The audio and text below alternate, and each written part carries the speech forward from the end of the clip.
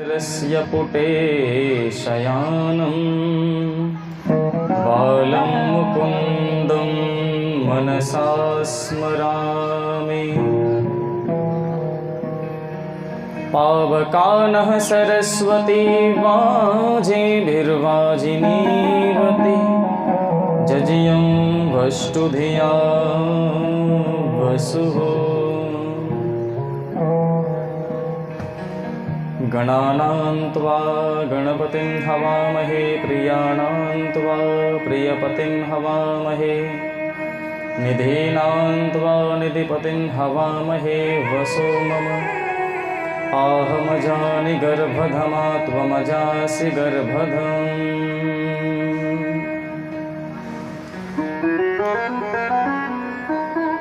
श्रीकृष्णाय वासुदेवाय गोपीचितशोरकाय राधावल्लभाय नमः। श्रीवासुदेवाय नमः। भवानी शङ्करं वन्दे श्रद्धा विश्वासरूपिणो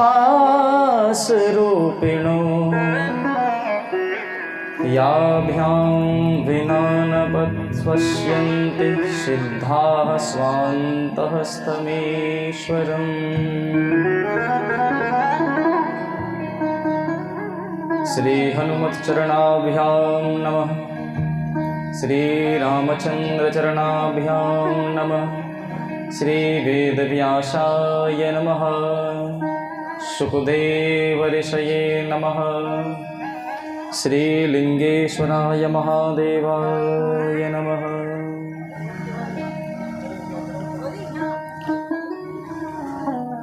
अखिल कोटि ब्रह्मांड नायक भक्तवांछा कल्पतरु तडित पीतांबरधारी श्री मद्भागवत महापुराण में प्रतिष्ठित श्री कृष्ण की वाङ्मयी छवि शब्द ब्रह्म रूप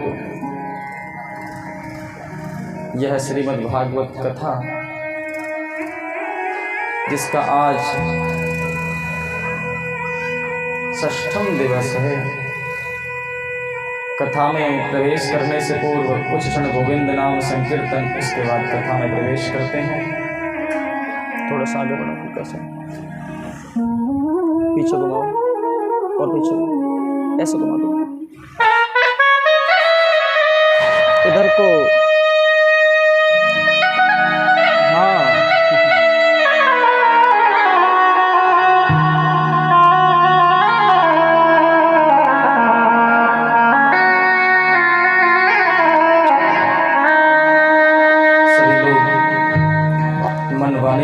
करने के लिए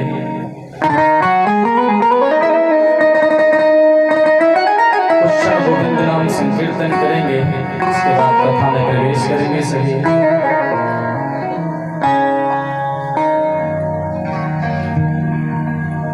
श्री राधे राधे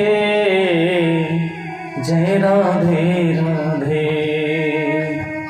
श्री राधे राधे जय राधे राधे। श्री राधे राधे जय राधे राधे। श्री राधे राधे जय राधे राधे। श्री राधे राधे जय राधे राधे। श्री राधे राधे जय राधे राधे। ओ जय राधे राधे जय राधे राधे। ओ श्री राधे राधे जय राधे राधे। जय श्यामा श्यामा श्री श्यामा श्यामा।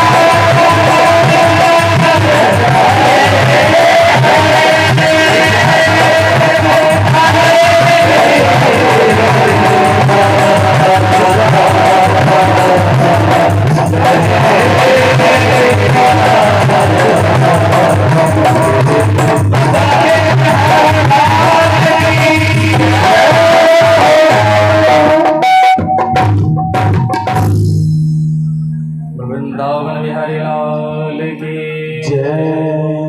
जय जय श्री राम हर हर महादेव।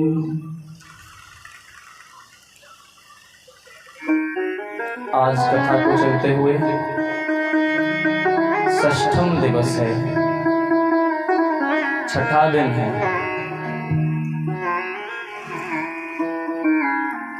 तो आप लोग बताइएगा कथा हमने कल कहाँ विराम दी थी, कहाँ पर विराम दी थी?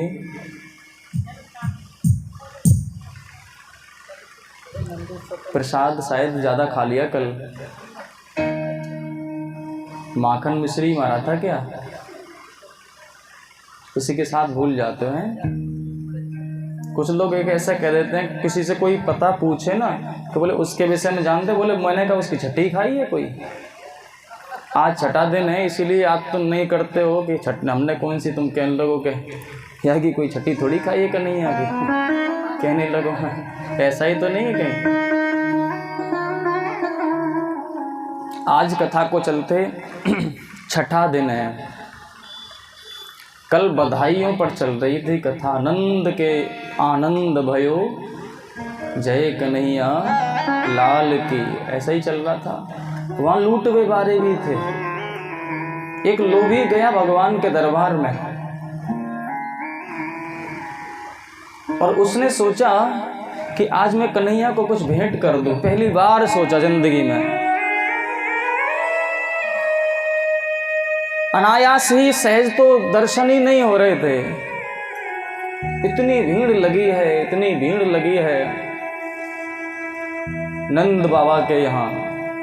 क्योंकि जिसके यहाँ नंद के आनंद हो जाए, नंद अकेला और आ और लग जाए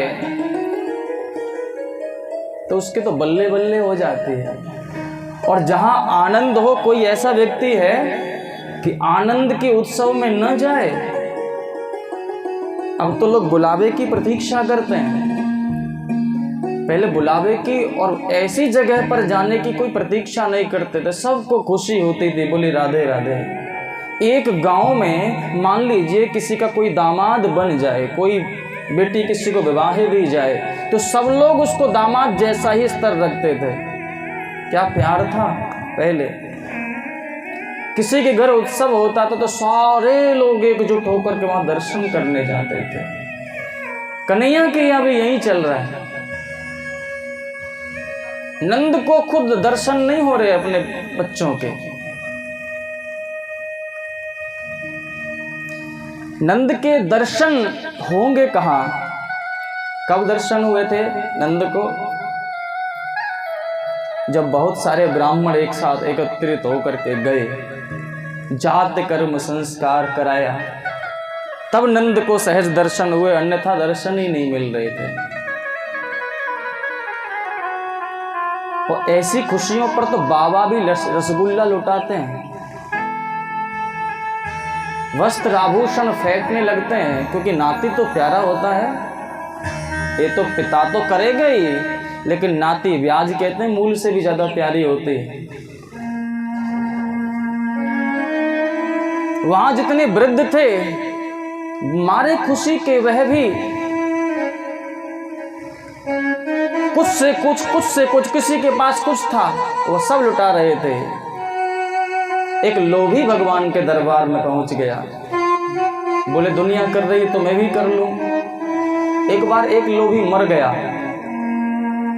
और जैसे वो मरा, उसके सराहने फाइल रखी हुई थी फाइल में तमाम लोगों के नाम लिखे थे, किसी का 6,000 रुपया, किसी का 10,000 रुपया, किसी का 2 रुपया, किसी का 10 रुपया, सब फाइनल ऐसा लिखा हुआ था। अब लोग ही मर गया, उसका बेटा आया, फाइल रखी थी, फाइल खींच करके देखी, फाइल में नाम चढ़े हुए थे, सब फाइनल, लेकिन एक छोटी सी पर्ची रखी थी, उस पर नजर नहीं गई थी लोगों की। उसमें लिखा हुआ था कि किसी पर 10 रुपए उधार हैं। जैसे उसने पढ़ा कि 10 रुपए उधार हैं, लोग ही फटाक से खड़ा हो गया, बोले अभी 10 रुपए और रह गए। अभी ऐसे भी लोग हैं।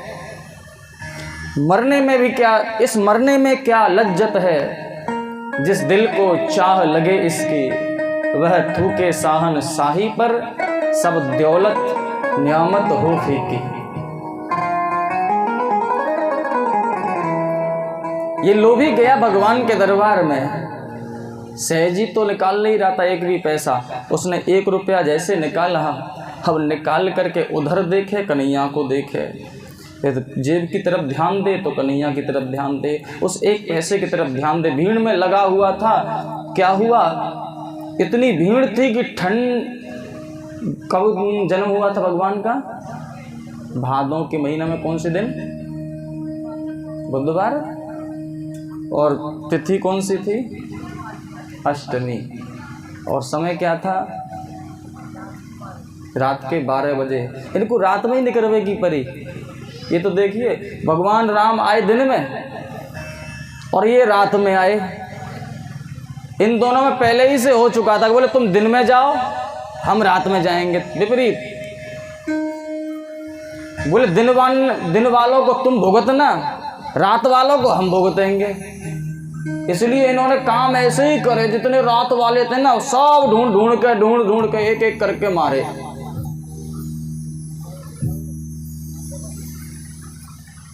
तो वह लोभी सोच रहा था, जेब की तरफ देखे, वहां देखे, कन्हैया के दरबार में खड़ा, बोले दूं ना दूं।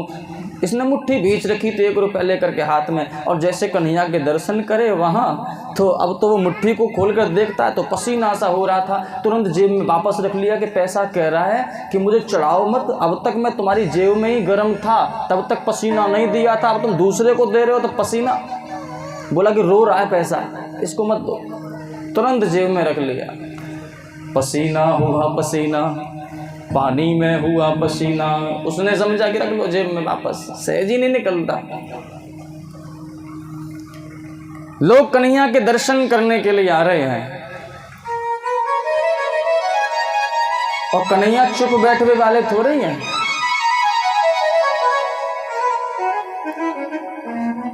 राजाओं का पहले वार्षिक कर बना होता था हर गांव से, तो कंस का राज चलता था जब, तो नंद बाबा वार्षिक कर देने के लिए बहुत सा माखन, मिश्री आदि पदार्थ लेकर के चले कंस के यहाँ।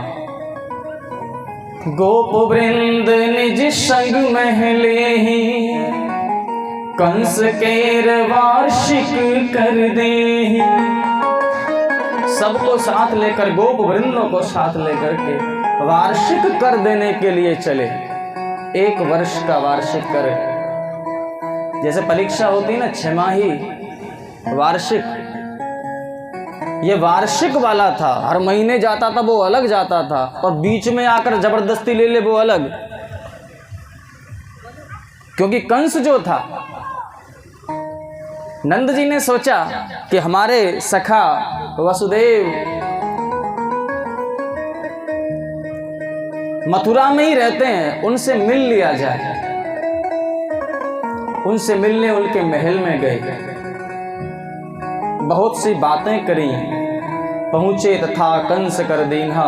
सबने मिलकर के बातें करी आपस में। वसुदेव बोले, नंद जी अब आपको चले जाना चाहिए, क्योंकि कंस का कोई भरोसा नहीं है, आपको भी कोई ताड़ना दे दे, आप पर भी कोई यमदंड चला दे, कोई भरोसा नहीं है, आप चले जाओ। चलने को तैयार हुए नंद बाबा। करो वैशाविको दत्तो राज्ञे दृष्टा वयं च वः नेहस्थेयं बहुतिथं सन्त्युपाताश्च गोकुले। कर देकर वार्षिक गोकुले पुनः लौट करके आ गए नंद जी। अब आप बताओ, जात कर्म के बाद किसी भी बच्चे का जब संस्कार कौन सा होता है? नामकरण भी तो आता है, छठी के आसपास ही चलता है ना नामकरण। छठी पूज गई, सब कुछ पूज गया। अब नामकरण का संस्कार का समय आने ही वाला था। कंस यहाँ चैन से नहीं बैठ रहा। उसे पता था कि ये जो आकाशवाणी हुई है ये व्यथा नहीं है, ये व्यर्थ नहीं जा सकती। ठीक ही इसने कहा है, कहीं ना कहीं मेरा काल जन्म ले लिया है। उसने मंत्रियों को आदेश दिया, जाओ व्रज में एक भी बच्चा जिंदा न रह जाए। और मंत्री कोई कम थोड़े ही थे। उन्होंने बच्चा को कहा, उन्होंने बलवानों को, वृद्धों को, बूढ़ों को, संतों को, महात्माओं को, सबको पकड़ पकड़ के मौत के घाट उतारने लगे। 10-10 दिन के बच्चों को मारा। लेकिन उसमें यदि कृष्ण होता तो सहज ही मर जाता। कंस को फिर भी चेतना रही कि बोले वो सहज तो मरेगा ही नहीं, विष्णु का अंश है। काल भी तो वो कंस का है, वो सहज मर जाएगा। बोले अभी मरा नहीं है। बोले क्या युक्ति करनी चाहिए? उन्होंने कहीं छुपा रखा है उसको। उसने अपनी एक बहन को बुलाया जिसका नाम था पूतना।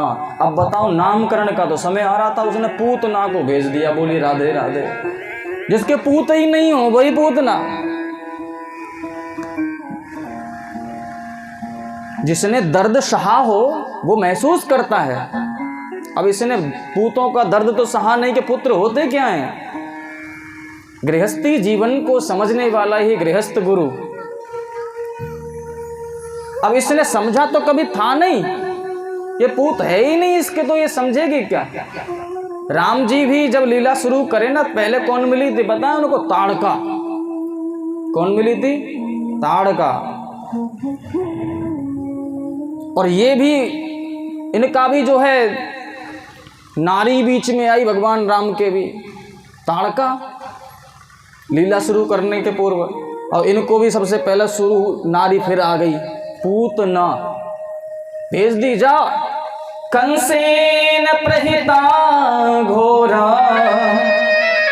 पूतना बाल घातिनी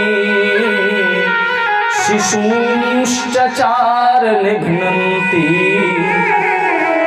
पुरग्राम व्रजादिषु। कैसी है पूतना?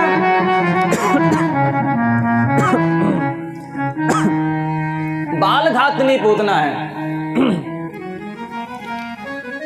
बालकों को खाती है, मारती है, ताड़ना देती है, वही पूतना है। पूतना बाल घातिनी शिशूम चचार निघ्नन्ति।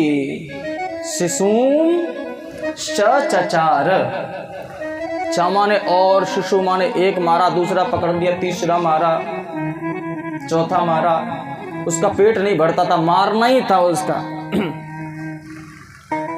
उसका नियम बन चुका था।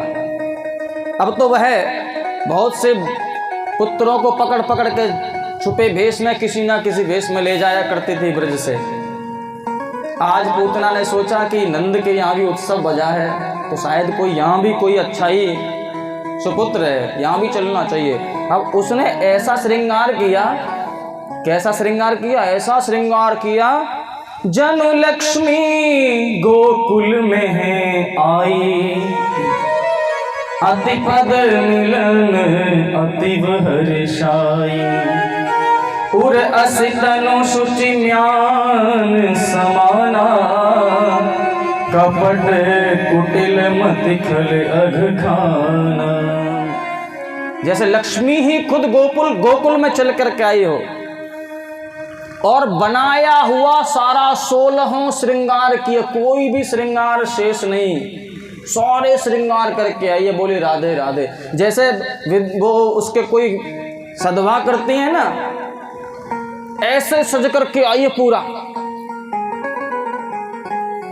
एक भी श्रृंगार बाप अलग नहीं छोड़ा, सारे श्रृंगार। लिपस्टिक उसने नहीं छोड़ी, क्रीम उसने नहीं छोड़ी, दातून करना नहीं भूली। आज के नहीं लोग तो क्या करते हैं, अब तो लाठी वाले बुरुश करते हैं, सहज ही नहीं करते उसे भी। कोई सुबह उठ करके धन धावन सोच क्रिया आदि करना चाहिए, अब तो पहले सुकुड़ सुकुड़ चाय पीते हैं।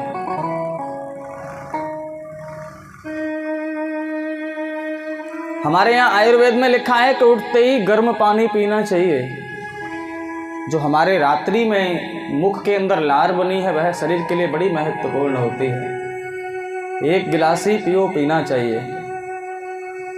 आज इस पूतना ने ऐसा श्रृंगार किया, ऐसा श्रृंगार किया, लहंगा बड़ा लंबा लहंगा 80 गज का साहब,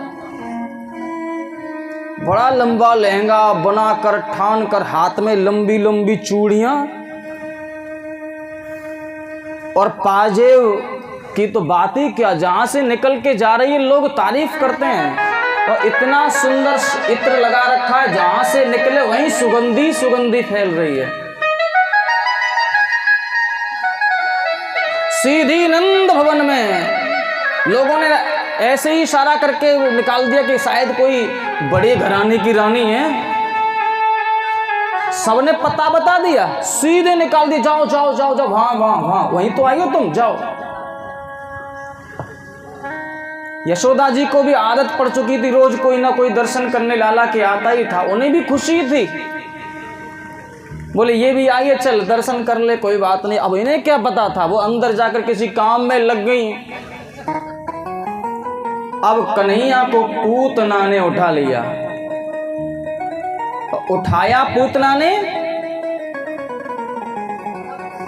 तो उसे पूर्व जन्म की पहले वाली याद आ गई, जब बलि के रूप में भगवान ने बलि को छला था ना, वामन के रूप में, तब यह इसका नाम रत्नमाला था। छोटा रूप बटु रूप देख करके भगवान वामन का वटु रूप देखकर वह बड़ी लालायित हुई, बोले ये इतना छोटा सा बेटा यहाँ भेज दिया, बताओ, वो भी कमंडल छत्र हाथ में लेकर के। यदि ये मेरा बेटा होता तो इसको मैं स्तनपान कराती, इसका तो समय स्तनपान का है, छोटा सा ही भेज दिया।